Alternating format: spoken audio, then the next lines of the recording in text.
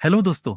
आज से हम एक नई मनहवा सीरीज स्टार्ट करने वाले हैं जिसका नाम है demon lord overrun by heroes. तो बिना टाइम वेस्ट किए चलिए शुरू करते हैं। कहानी की शुरुआत होती है डीमन किंग के थ्रोन रूम से, एक ऐसी रियलिटी जिसे समझना ही नामुमकिन था। और कभी कभी यही रियलिटी डैनियल को जन्म देती है, लेकिन डीमन किंग इसे क्लियरली देख नहीं पाया। रियलिटी उन ब्लैक फ्लेम्स पर मैं गर्व करता था, लेकिन वो हीरोज को हार्म क्यों नहीं कर पाए? हीरो की ब्लेड मेरी स्केल्स को पियर्स करके मेरे हार्ट तक कैसे पहुंच गई, मैं समझ ही नहीं पाया। कैसे? अपने पास्ट को याद करते हुए वो सोचता है कि वो किसी और से सुपीरियर था। उसने डीमन किंग मिलिट्री एकेडमी में टॉप स्टूडेंट के तौर पर एडमिशन लिया था और अपनी क्लास में टॉप करके ग्रेजुएट भी हुआ था। फिर वो डीमन किंग के प्रिंसिपल्स के बारे में सोचता है। ये डॉक्ट्रिन पहले डीमन एम्परर ने एस्टैब्लिश की थी, जिसने डीमन रेल्म की फाउंडेशन रखी थी। उसने इस थ्योरी को सबसे डीपली स्टडी किया था और पूरी तरह से फॉलो भी किया था। डीमन किंग के प्रिंसिपल्स में जैसा लिखा था, उसने टावर्स बनाए और प्रिंसेसेस को किडनैप किया। फिर वो उन हीरोज को भी ग्रो करने का मौका देता था जो प्रिंसेसेस को रेस्क्यू करने आते थे, क्योंकि डीमन किंग के लिए उनका गुस्सा और दाढ़ ही सबसे बेहतरीन फीस था।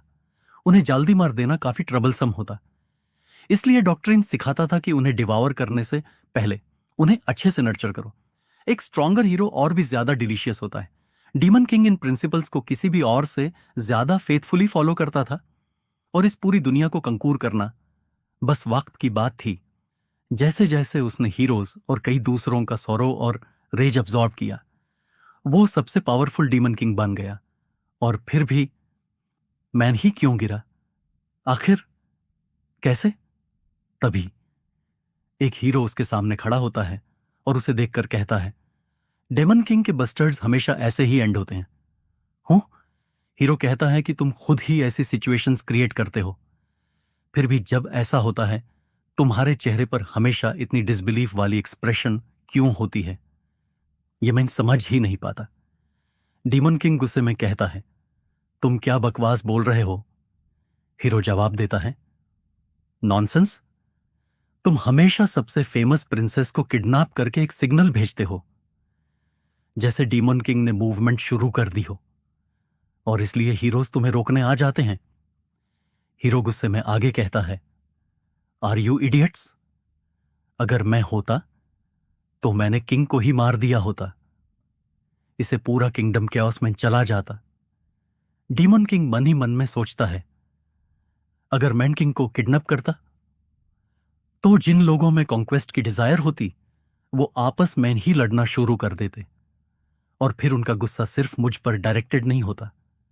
आखिर में तुम डीमन किंग बन ही नहीं सकते, और ये डीमन किंग के प्रिंसिपल्स के टीचिंग्स के बिल्कुल अगेंस्ट है। लेकिन हीरो के लिए तो ये सब और भी सिंपल था। वो कहता है, बस इतना ही।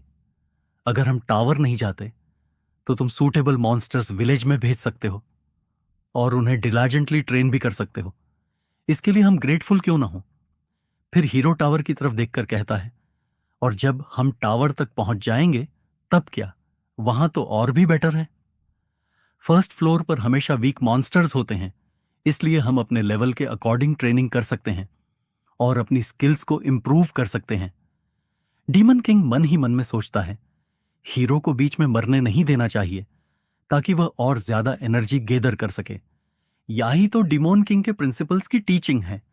तभी हीरो अपनी सोर्ड से डीमन किंग पर अटैक करता है, और हीरो कहता है, अगर टावर बोरिंग हो जाए तो बस डीमन किंग को मार दो, फिर एक नया डीमन किंग और एक नया टावर दोबारा अपीयर हो जाएगा। हीरो खुशी से कहता है, ये तो लिटरली हम हीरोज के लिए एक परफेक्ट हंटिंग ग्राउंड है, राइट गाइस? और बाकी हीरोज भी डीमन किंग का मजाक उड़ाते हुए कहते हैं, of course, thank you demon king, तुम्हारी वजह से हम इतने स्ट्रांग बने हैं। Demon king is the best. यहां तक कि वो डीमन किंग को अपना गॉडफादर तक कहने लगते हैं। हीरोज डीमन किंग को देखकर कहते हैं, ये टावर तो काफी डिसेंट था, है ना? तुमने काफी अच्छा काम किया demon king.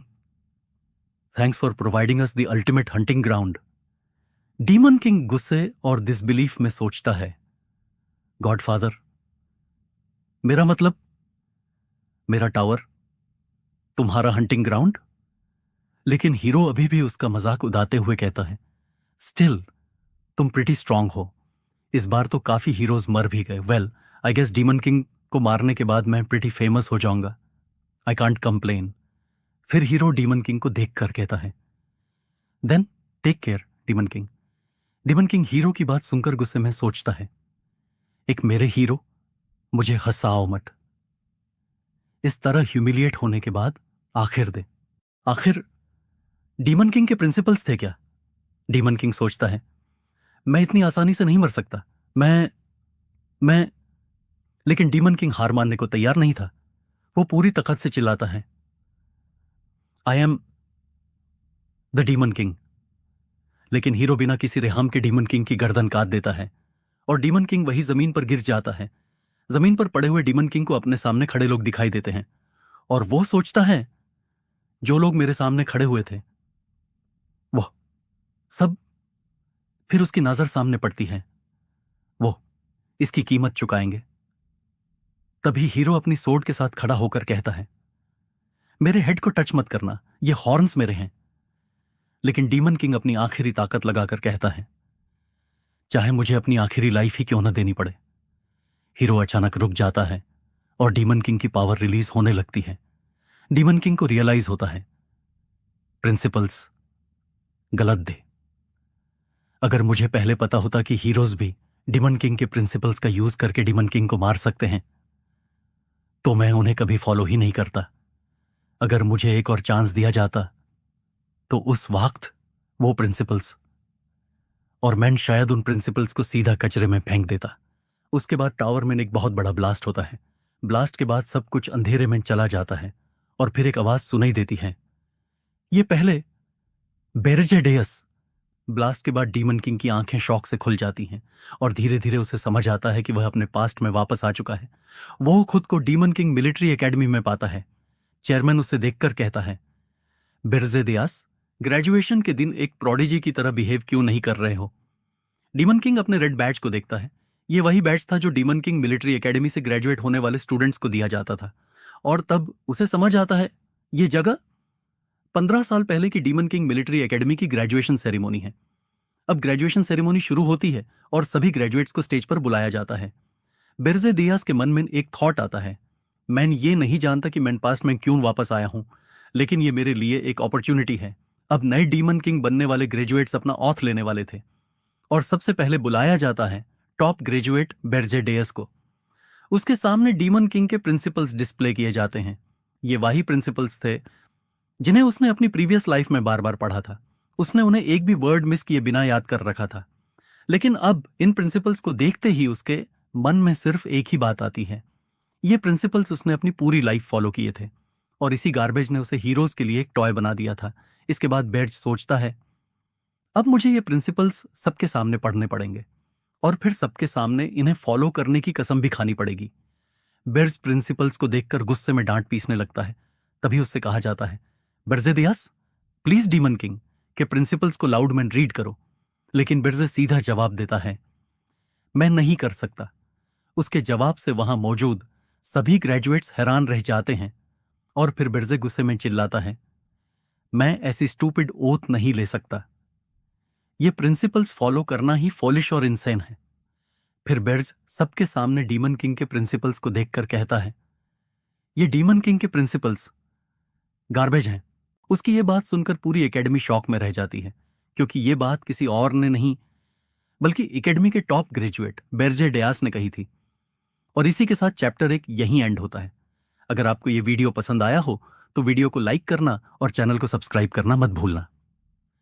Thanks for watching दोस्तों, मिलते हैं नेक्स्ट चैप्टर में।